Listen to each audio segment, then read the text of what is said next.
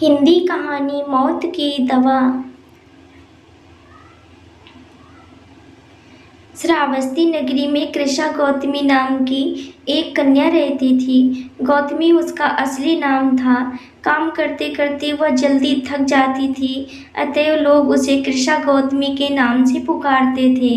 गौतमी ने जवानी में प्रवेश किया और उसका विवाह हो गया।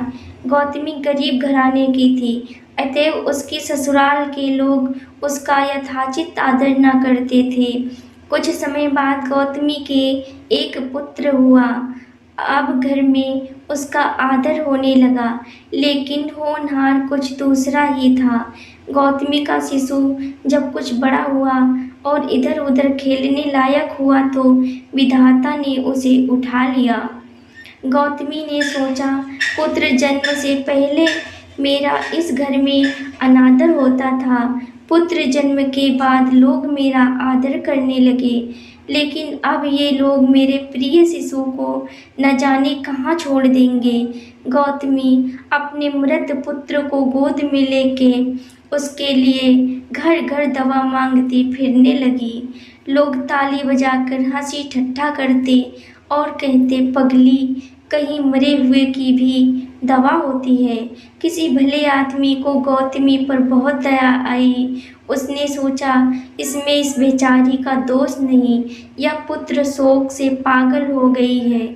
इसकी दवा बुद्ध भगवान को छोड़कर और किसी के पास नहीं। उसने कहा, माँ, तुम बुद्ध भगवान के पास जाकर उनसे पूछो। गौतमी अपने शिशु को गोद में ले जहाँ बुद्ध पलथी मारे बैठे थे पहुँची और अभिवादन करके बोली, महाराज, मेरे पुत्र को दवा दीजिए। तथागत ने कहा, तूने अच्छा किया जो यहाँ चली आई। देख, तू इस नगर में से जिस घर में किसी की मौत न हुई हो, सरसों के दाने मांग ला, फिर मैं तुझे दवा दूंगा। भगवान की बात सुनकर गौतमी बहुत प्रसन्न हुई और सरसों के दाने लेने के लिए चल दी। पहले घर में जाकर उसने निवेदन किया, देखिए, बुद्ध भगवान ने मुझे आप लोगों के घर से सरसों मांग कर लाने को कहा है। आप लोग सरसों दाने देने की कृपा करें। गौतमी के ये शब्द सुनकर एक आदमी झट से घर में से सरसों के दाने ले आया और गौतमी को देने लगा। गौतमी ने पूछा, पहले यह बताइए कि इस घर में किसी की मौत तो नहीं हुई? यह सुनकर घर के लोग आश्चर्य से कहने लगे, गौतमी, यह तो क्या कह रही है? यहाँ कितने आदमी मर चुके हैं, इसका कोई हिसाब है? गौतमी, मैं तो आपके घर से सरसों न लूँगी। गौतमी दूसरे घर गई। सब जगह उसे यही जवाब मिला। उसने समझा शायद सारे नगर में यही बात हो। उसे एकदम ध्यान आया कि बुद्ध भगवान ने शायद जानबूझकर ही मुझे सरसों मांगने के लिए भेजा है।